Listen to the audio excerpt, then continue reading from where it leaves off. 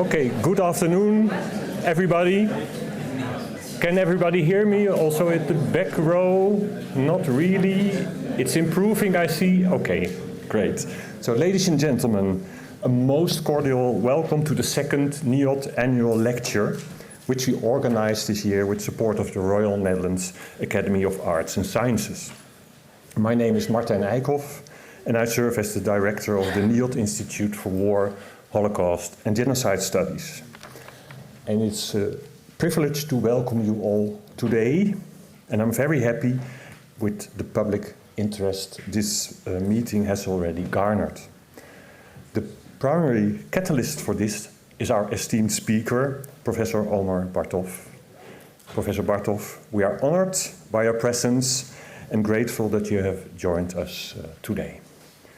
Prior to introducing our speaker and outlining today's procedures, I wish to reflect briefly upon the mission of the NIOD annual lecture, as well as upon some of our experiences from the preceding 12 months. Established in 2025 to commemorate the 80th anniversary, is there a problem? Okay. The 80th anniversary of our institute, the NIOD annual lecture serves as a forum for critical reflection on contemporary academic and societal issues surrounding war, mass violence and genocide, both within Dutch society and internationally. In May last year, speaking on behalf of the NIOD, I advocated for the scientific legitimacy of utilizing the concept of genocide as an analytical framework regarding the violence in Gaza.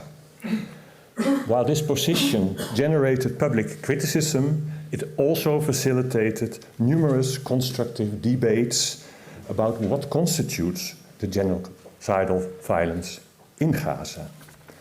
Presently, however, we observe a renewed hesitancy to engage with the term genocide, sometimes even reverting to a state of taboo.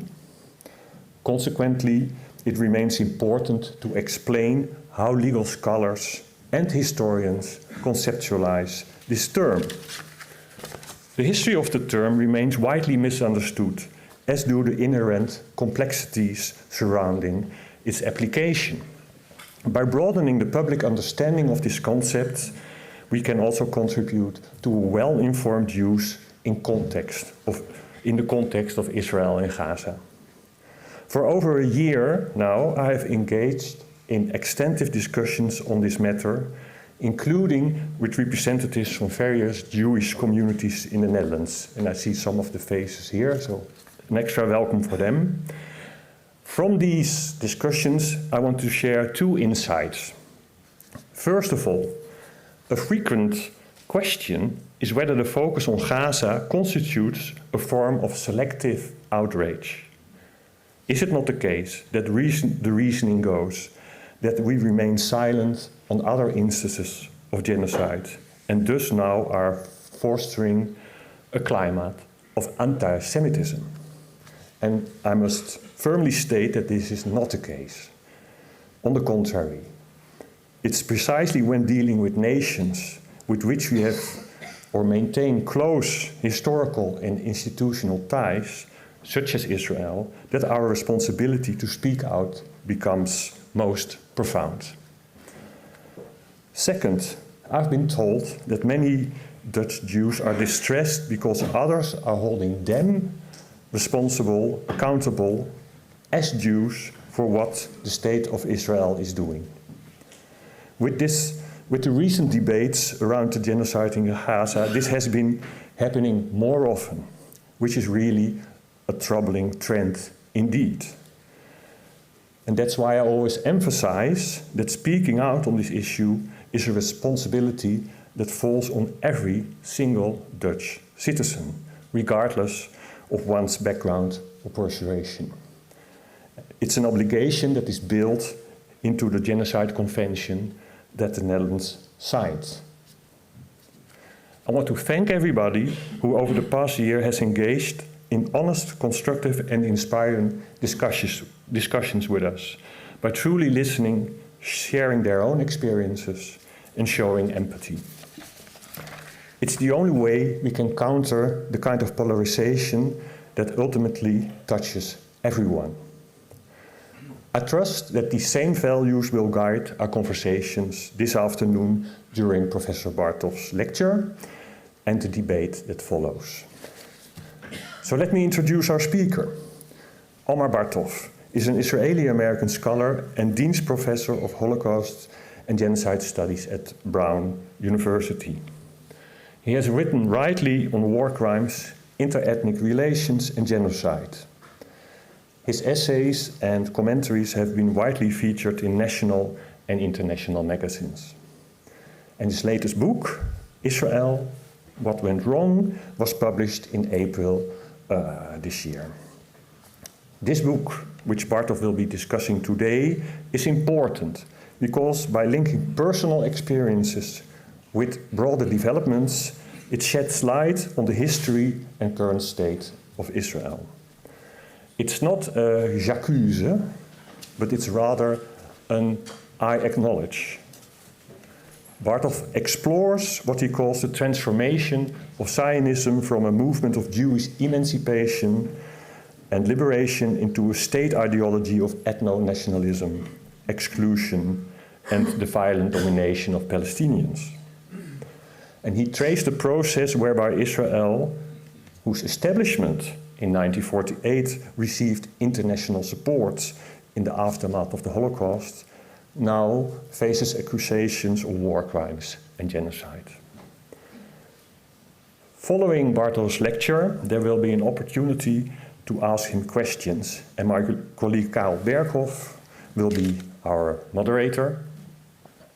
And then after the break, several researchers will engage in a discussion with Bartov on such topics as the history of Zionism in the Netherlands, the use and misuse of Holocaust memory, and the future of Holocaust and genocide studies. And before we start, a quick note on recording and privacy.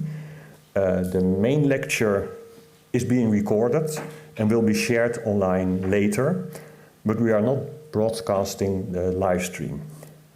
And to keep the discussions open, the Q&A and panels will not be filmed, so your questions won't be recorded and shared online.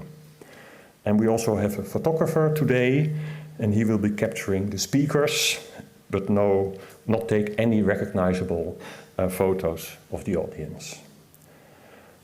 So please join me in welcoming Professor Bartov to the stage.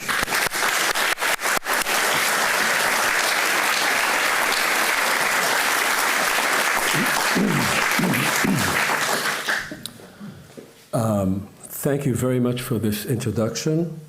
Thank you all for coming, and thank you to NIOD for hosting this event. I've been asked to speak for about 30 minutes, and I will try to stay within the time frame so that we have time for discussion. And what I'll try to do in this brief time is to give you some idea of what I try to do in this book.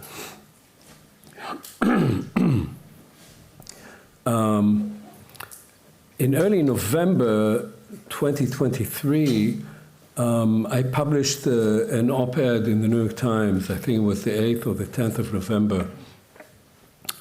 In that op-ed, which was somewhat imprecisely titled by the New York Times, which decides on the titles, I was presented as saying that there was no genocide in Gaza. What I actually wrote in the op-ed was that 4 weeks into the events in Gaza, which began with a massacre by Hamas of about 800 Israeli civilians, mostly Israeli, and the killing of another approximately 400 soldiers, and the taking of 250 hostages, all of which could be easily characterized as war crimes and crimes against humanity. 4 weeks into the Israeli response, about 10,000 Palestinians in Gaza had been killed, the majority of them civilians. And what I wrote was that there were very good indications that the IDF was engaged in war crimes and likely in crimes against humanity because of the large numbers of civilians who had already been killed. And I warned that if this were to continue, it could become a genocidal campaign. And I wrote there specifically that it's better to warn against genocide before it happens than to lament it after it has already taken place. I also cited statements that had been made at the time by Israeli political and military leaders in the immediate aftermath of October 7th that appeared to have a genocidal content and that could actually have even then been cited as incitement for genocide. Most famously, such statements as by the then Israeli Minister of Defense, Yoav Gallant, who was a highly respected general figure in Israel at the time, unlike the current Minister of Defense, was a commander of commando units and was a candidate to be chief of staff. A statement that he made while Israel was recruiting hundreds of thousands of reservists, that they, meaning the population of Gaza, will have no food, will have no water, will have no energy, that they are human animals and they should be treated as such. The infamous statement by Benjamin Netanyahu, who said, remember what Amalek did unto you, which most Israelis understand precisely the underlying implication of that, the biblical injunction to destroy the people of Amalek, including their cattle, their sheep, the women, their men, their children, and their sucklings.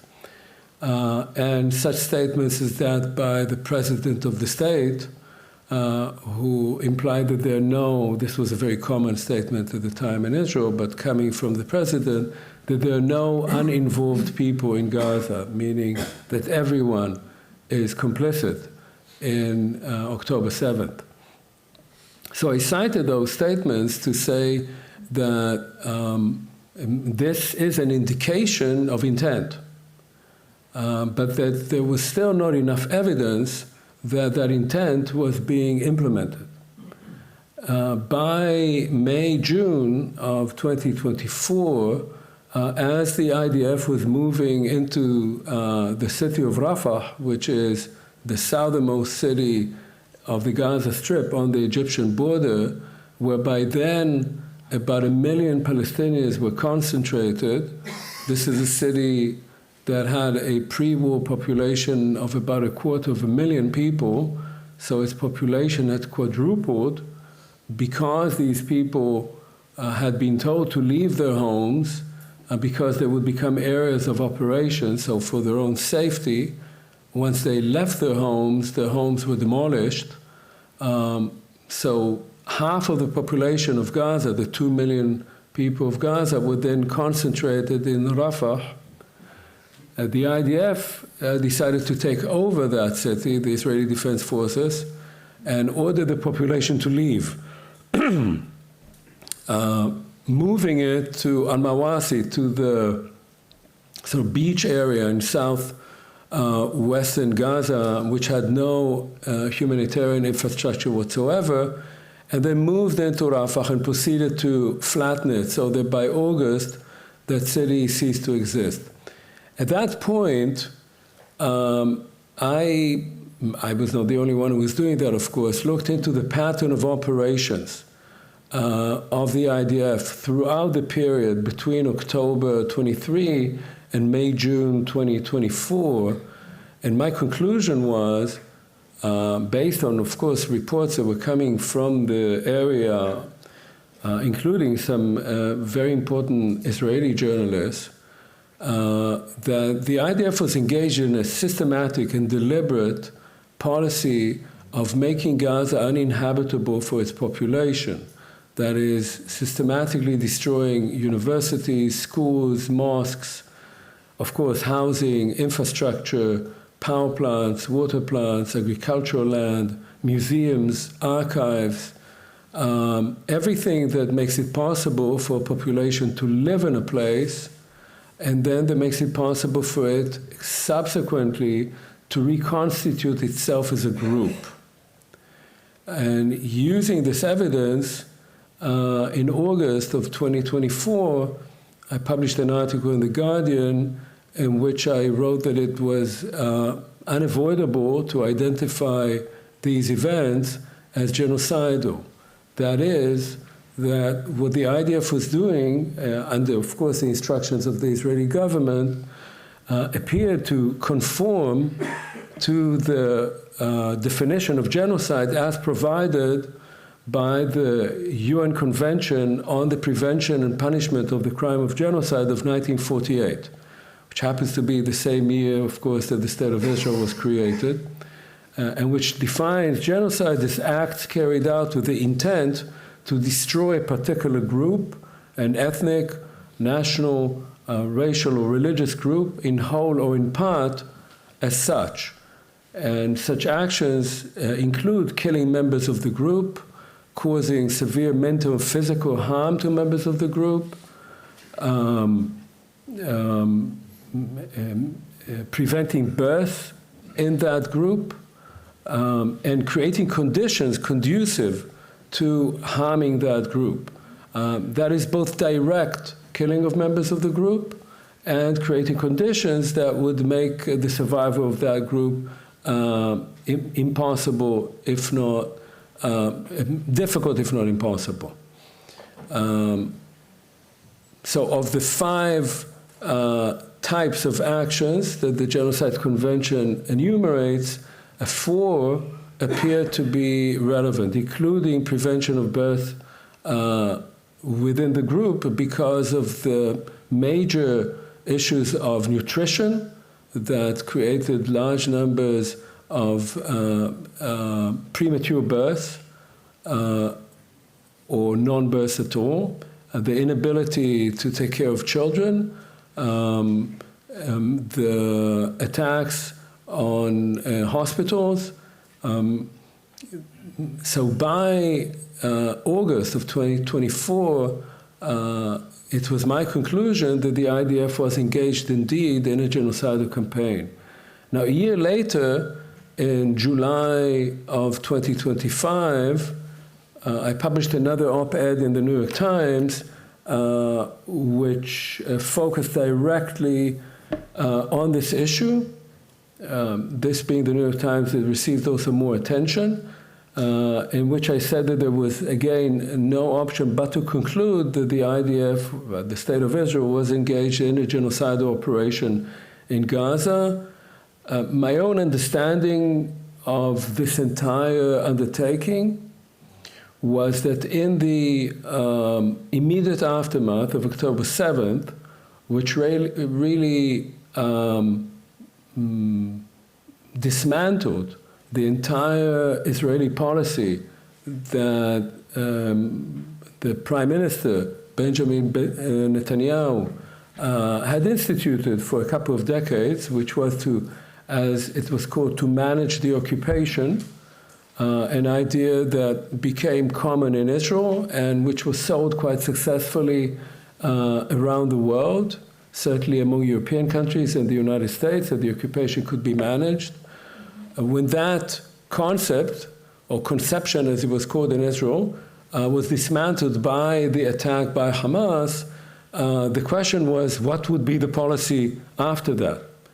And the decision was made that if the occupation could not be managed, the only other way of solving this problem was to ethnically cleanse the Gaza Strip. And the IDF became engaged in the ethnic cleansing of the Gaza Strip. And if you look at the military movements by the IDF moving from the north to the south, that's exactly what the IDF tried to do, that is to push the population to the south, to the Egyptian border, with the hopes that then the Egyptians would allow the population to leave into Egypt, or to persuade other countries to take them in. As Netanyahu said in May 2025 at a certain cabinet meeting, we have destroyed their homes, they have nothing to come back to. Our only problem is to find countries that will take them in. Them is the population of Gaza. Because ethnic cleansing failed, because the people of Gaza had no place to go, ethnic cleansing became genocidal. Sorry, I've been talking too much, as you can imagine. Now, this is not unique at all. In fact, most genocides in the 20th century began as attempts at ethnic cleansing. That was the case with the German genocide in what is now Namibia in 1904. That was the case with the Armenian genocide in 1915. That was, in fact, also the case in the Holocaust, whose goal initially was the German government wanted to be rid of Jews, wanted to kick them out. Of course, this is also what happened in 1948.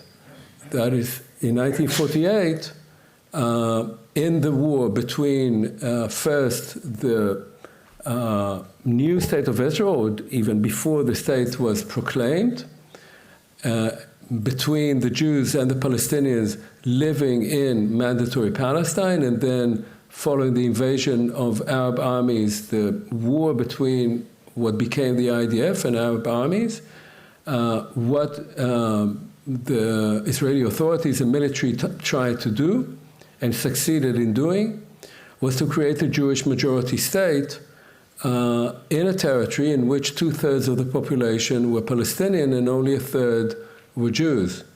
And because the masses of Jews that were expected to come from Europe and to create that Jewish majority state had by then been murdered by the Nazis and their collaborators, the other mechanism of creating a Jewish majority state, which was the goal of Zionism from the beginning, this was the main political drive for Zionism, create a Jewish majority state, was accomplished through ethnic cleansing. Much of it very violent. However, in 1948, the borders were open, and Palestinians could escape and did escape to Lebanon, to Syria, to Jordan, to Egypt, and while there were quite a few recorded massacres, the vast majority of the population, 750,000, fled, were expelled, and the country within its new borders, which were larger than the borders of the partition offered by the UN on the 29th of November 1947, that state had a Jewish majority. 80% of that state were Jews, and only 20%, at the time 150,000, were Palestinians who managed to remain in what became the State of Israel. That attempt in 2023, 24, 25 to accomplish the same, as quite a number of Israeli leaders were saying, we are doing a Gaza Nakba, failed. And because it failed, instead, what it became was a genocidal operation that caused the deaths of vast numbers of people, caused enormous harm to even those who remained. So we're talking about a minimum of 72,000 people who were killed, a minimum of 10,000 who are assumed to be buried under the debris, a minimum of about 170,000 wounded, and vast numbers of people who died indirectly because they could not receive the necessary medical help in non-existing medical facilities. As I said before, of course, premature children, but also chronically ill people, elderly people, and well over 75% of the built-up area of Gaza has been leveled. It's either completely or partially destroyed, including most of the infrastructure. So this is something that I became increasingly engaged in the months following October 7th. I was trying to inform myself as best I could. I went to Israel a few times, and I tried to write about it as clearly as I could, not because I was necessarily interested in simply laying blame or using the term genocide as it has often been used, as an allegation or as a term of outrage, but rather trying to see whether genocide as it was defined by the UN, the only definition that matters under international law, whether what Israel was engaged in actually conformed to that definition. Now, once I wrote about that in these and other articles, I began to think more systematically about what are the immediate and what are the deeper roots of what had occurred and what in many ways is still occurring. I don't have time here right now. We can talk about it later, what's happening in the West Bank, obviously what is happening in Lebanon now, the war with Iran and so forth. But I'll just focus on this particular case of Gaza. And so I started asking myself really what went wrong. Now, what do I mean when I say what went wrong? So the way I see it and the way I pose the question in the book begins in the late 19th century. And in the late 19th century, and this is a time and a region that I happen to have studied in some depth. I wrote several books on and edited some other volumes on the rise of nationalism in what my late dear colleague Eric Weitz and I called the shatter zone of empires. That area of where all the multi-ethnic, multi-religious empires of the pre-World War I met, touched each other. Areas in which the vast majority of the Jewish population lived at the time. 80% of world Jewry lived there.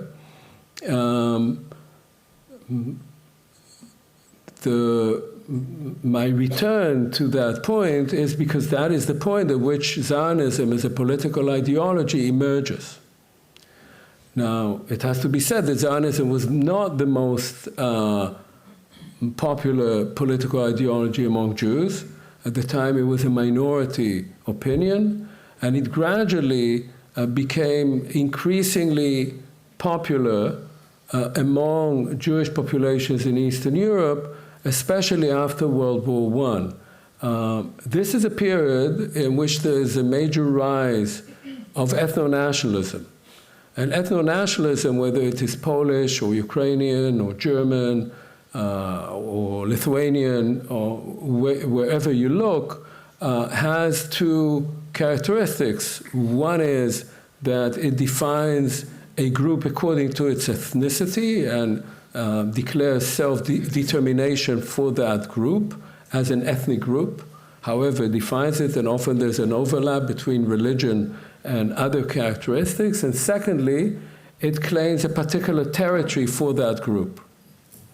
And one response for Jews who found themselves facing a new question, the Jewish question, which was raised by this very phenomenon of ethno-nationalism, one solution that was offered was that the Jews do the same, that they also declare themselves to be a nation, an ethnic nation, that they self-determine, and that they create a state for themselves. Just like the Poles wanted a state for Poles and the Ukrainians a state for Ukrainians and so forth, that the Jews will have a state for the Jews. And the phrase that we hear a lot now in the Israeli media was used already then, the biblical phrase, Am levadad yishkon, a people dwelling on its own. So the Jews will no longer be a minority. They'll have a government, they'll have a police, they'll have an army. They will rule over themselves. And the problem, of course, for Jews in Eastern Europe was that they could not claim a territory in Eastern Europe. So the Poles and the Ukrainians could fight over certain parts of Eastern Europe, whether it belongs to us or to them. But eventually they were all living there and had lived there and had a claim over their territory, which the Jews never claimed. And so the solution to that dilemma was that the Jews would declare their ancestral homeland, religious, mythical, historical, of the land of Israel, Eretz Israel, as the territory for that particular group that was in the process of self-determining.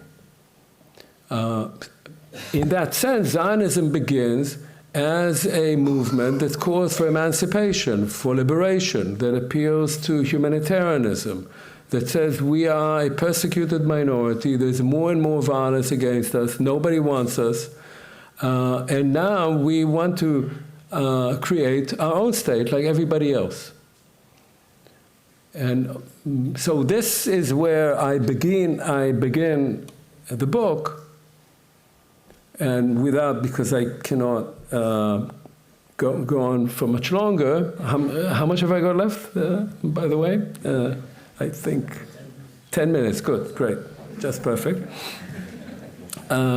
Once the Jews start exercising their newly discovered claim to nationalism, as Jews begin arriving as Zionists, because Jews were there before but not as Zionists, in Palestine, they discover, unsurprisingly, that the country is already populated, that there are actually indigenous people living there, Arabs who later referred to as Palestinians. And so what you have in the 1920s and 30s is that Zionism has two faces. One face of Zionism is what Zionism claimed to be able to provide, a safe haven for Jews. In the 1920s and 30s, anti-Semitism is on the rise. The gates of the United States, the immigration gates of the United States closed down.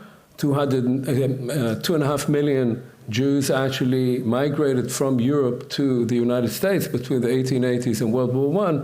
But after World War I, the US closes its immigration gates. It has various political trends that are not unsimilar to what we see today there. And after the economic depression, many other countries do not want migrants. And certainly not Ostjuden, who are not considered not very popular in Western Europe. And so Palestine, under the aegis of the British Empire, which in 1917, for its own reasons, proclaimed the Balfour Declaration, that it would facilitate the creation of a Jewish home in Palestine, and signs the mandatory papers that include that very same statement as part of its legitimization, its self-legitimization of ruling over Palestine. Hundreds of thousands of Jews move to Palestine. And that includes members of both my mother's and my father's families, who came in the 1920s and 1930s to Palestine. So that is a safe haven for those Jews, many of whom are Zionists, but others are not. 70,000 German Jews, many of whom came not because they were particularly Zionist, but because there was an agreement between the leadership of the Yishuv, of the pre-state community, and the Nazi regime, the so-called Ha'avara agreement of transferring Jews for a good amount of profit for the German government. And one has to say that the claim of Zionism at the time, that it was providing a safe haven, proved to be true. That is, just as you think about it from the point of view of my own family, those members of my family, of my mother's and father's families who stayed behind, were all murdered. None of them survived. And that, of course, was the case with many, many other Jews. But at the same time, the arrival of hundreds of thousands of Jews in Palestine in the 20s and 30s naturally creates a growing friction, growing conflict, growing violence between these Jews who are coming from Europe and who are encroaching on and taking over Arab lands.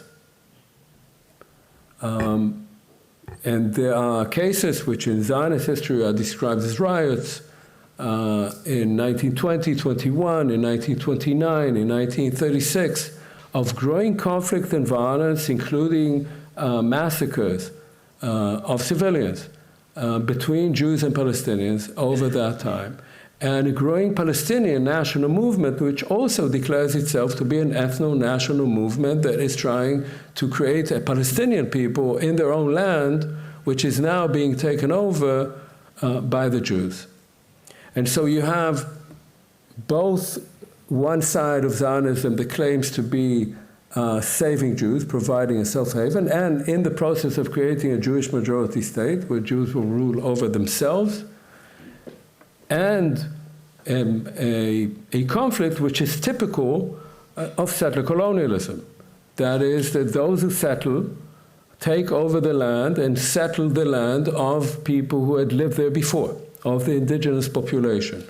It also becomes a national conflict because the Palestinians also create a national movement and say, no, this land is ours.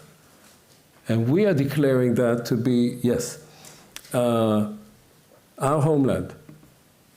Now, the moment of decision, I would say, if we try to say what went wrong, and obviously there's no simple answer to this question, as I write about it, occurs in 1948. And in part, I spent a fair amount of time in the book writing about that moment and what might have been and what didn't happen. So in 1948, when the State of Israel was created as a Jewish majority state through fire and sword, through ethnic cleansing, and a mass amount of violence, also a very bitter war in which large numbers of Jews were also killed, but through ethnic cleansing of the population. At that moment, when the state declares itself, it issues a proclamation. That proclamation is issued on the 14th of May, 1948. It's known in Israel as the Declaration of Independence, although that's a bit of a strange term because the British were leaving that midnight. On the midnight between the 14th and 15th of May, 1948, the British were leaving Palestine. They decided they've had enough with this place. And they were leaving, they handed it over to the UN, you take care of these people. And the UN, of course, offered the partition resolution already in November the previous year. The state issues a proclamation of a state. And that proclamation describes the state that is now being declared as a state that would provide equal rights to all its citizens. It issues a Bill of Rights. And it says specifically it would be equal rights for people of all religions, all ethnicities, all genders. And it also promises that by October 1st that year, 1948, it would endorse a constitution that would be written in the spirit of that Declaration of Independence. We are still waiting for that constitution. It was never issued. The state also self-consciously decided not to define its borders. the question was raised at the time. Ben-Gurion, who was the leader of the Yishuv and then the first prime minister of Israel and the founding father of Israel, said, well, why do we need to define our borders now? We don't know what our borders will be. Let's see, there's a war going on. Let's see what happens at the end of the war. And indeed, the borders of the ceasefire are much bigger than the borders of the partition resolution. So no constitution was endorsed. There were attempts to do that later on in the early 1990s. We can talk about it later. What I argue in the book is that because of that, and I document it quite carefully, Zionism changes. Zionism is transformed. Until then, it had these two faces that I described. After that, it becomes the state ideology. It becomes the one ideology that drives the state. There is no constitution. There is actually no clear legal framework or geographical framework for what the state of Israel is. But there is a Zionist ideology.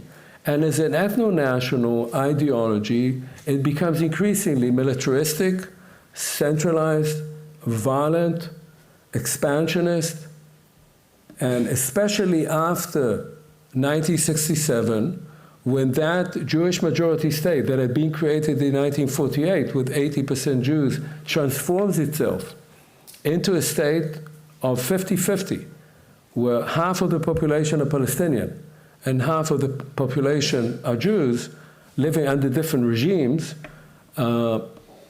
Zionism becomes increasingly an ethnic, an ideology focused on ethnic cleansing, on removal of populations. And as of October 2023, an ideology that justifies genocide. And as such, and I'll conclude with this, to my mind, Zionism, whatever its origins, and as I said, it has origins that I can understand within the context of nationalism of the period and that of the persecution of the Jews and the mass murder of the Jews. Zionism has transformed itself into an ideology that cannot remain. The state of Israel, governed by this kind of ideology that has justified genocide, cannot stand. And if the state of Israel, which is there to stay, it is a state that is internationally recognized. There's no point in talking about its right to exist or not. I find that conversation entirely meaningless. It is a recognized state. It's a member of the UN. But if that state wants to normalize itself, if it wants to become again a member of the international community, it has to discard that kind of Zionism that it might have discarded already in 1948 by adopting a constitution. And it has to reinvent itself as a state which would provide equal rights and dignity to all the 14 million people that it currently rules over. 7 million Jews and 7 million Palestinians. Thank you.